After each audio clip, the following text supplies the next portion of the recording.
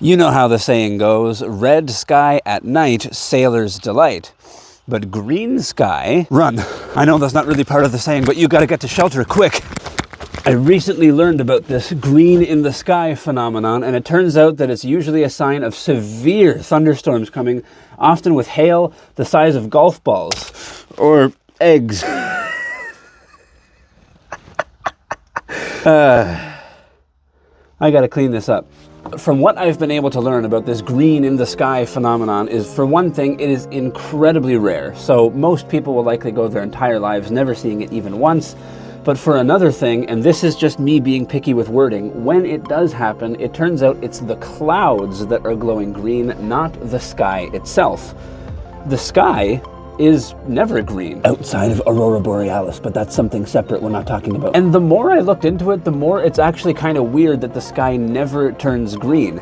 I mean, the color green really had a whole bunch of advantages stacked up, and it just fumbled it at every turn. The sky can turn pretty much any other color of the rainbow. Obviously, we've got the default blue, and at sunset you can see all sorts of reds and oranges and yellows, and even purples, but not green. Okay, you got me. That's not a real purple sky behind me. That's just reflected lighting from a greenhouse where they're growing green. And speaking of green, in order to understand why the sky isn't green and never turns green, I think that it's helpful to start by understanding why it is blue.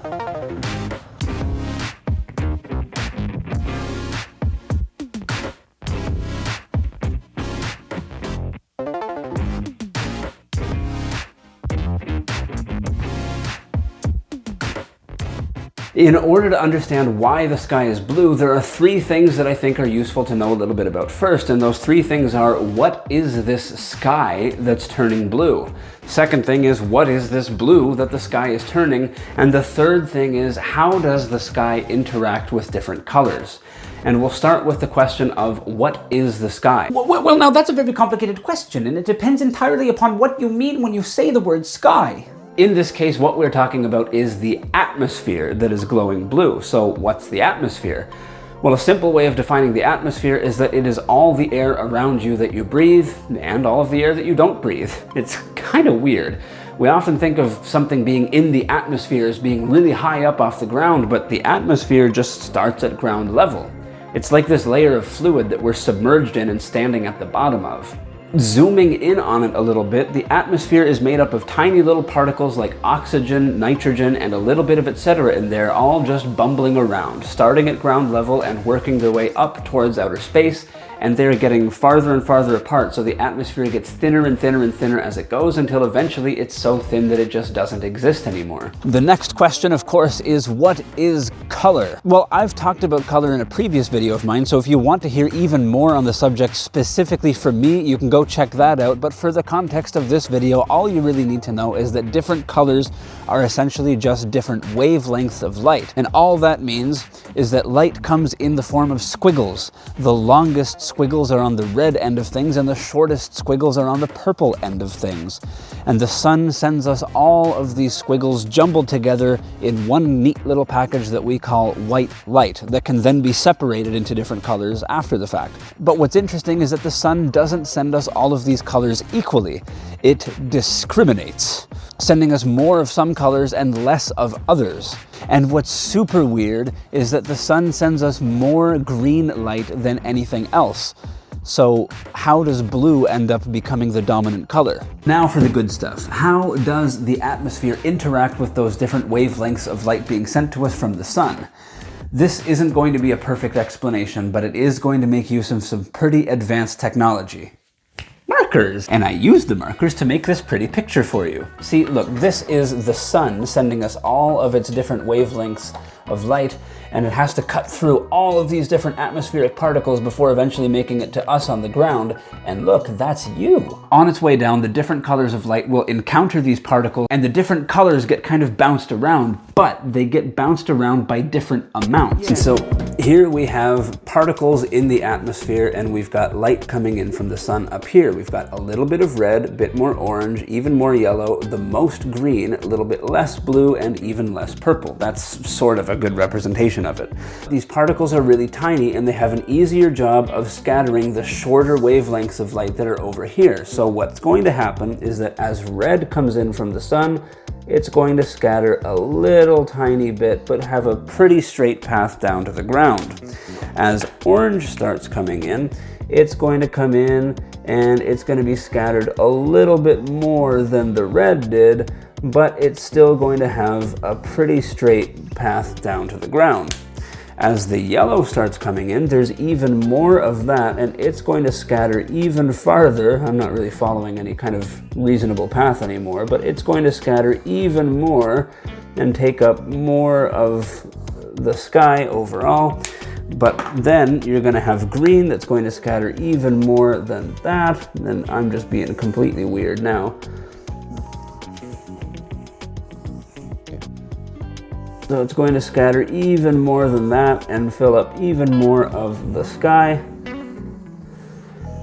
But then whenever you get to blue, the blue is going to scatter a lot. It's going to scatter all over the place and have this really crazy path down to the ground. It may do something like this. Some will go all the way over to here. That sort of thing. And then whenever you get to purple, the purple technically scatters the most, but there's not as much of it as there is blue. If you are thinking about each of these colors and you try to think of which of them is going to run out the fastest, it's going to be the blue.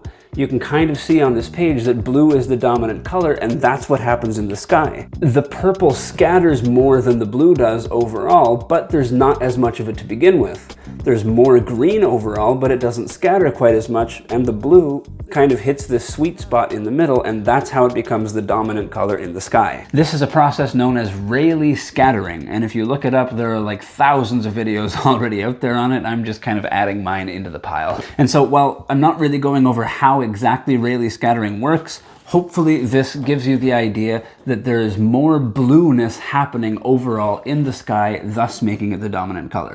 But as the sun starts to set, it gets lower in the sky and you start seeing new colors introduced: yellow, orange, even red. And that's because as the sun appears to get lower and lower in the sky, the sunlight making it to us has to cut through a thicker and thicker layer of atmospheric particles, giving more room for that blue light to scatter in random directions. And at a certain point, so much of the blue light has scattered in completely random directions that there's actually little to none left to make it to our eyes. And this opens up room for more colors such as your reds and oranges and yellows to appear in sunset. But the question becomes, why not green? When you think about these different colors, once the blue and purple have sort of filtered themselves away, you're left with these. And you would really think that as the color of the sky is transitioning away from blue towards red, that it should pass through green at some point, doesn't it? Weirdly enough, the answer is yes, but the reason we don't see green is a consequence of how our eyes and brains work. Check this out. I'm in editing mode right now and realized that I forgot to mention that our eyes are technically more sensitive to green than to any other color, which to me makes the rest of this explanation kind of weird.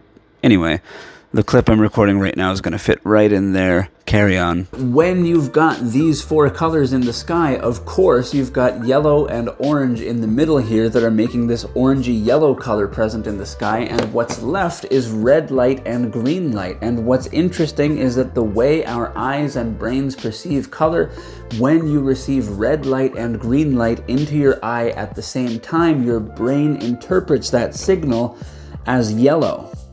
And so even though you've got these four colors in the sky, 3 out of the 4 are trying to give you a yellow signal and the remaining light is orange.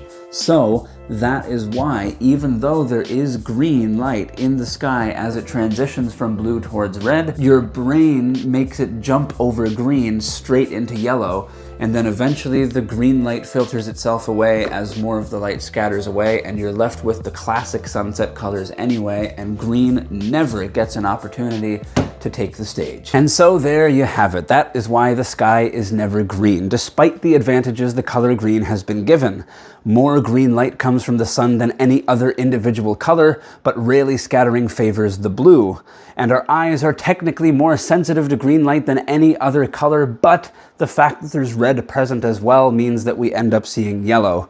And so the color green never has its time to shine like all the rest. That is all that I have for this video. Thank you so much for watching. I hope you have a wonderful day.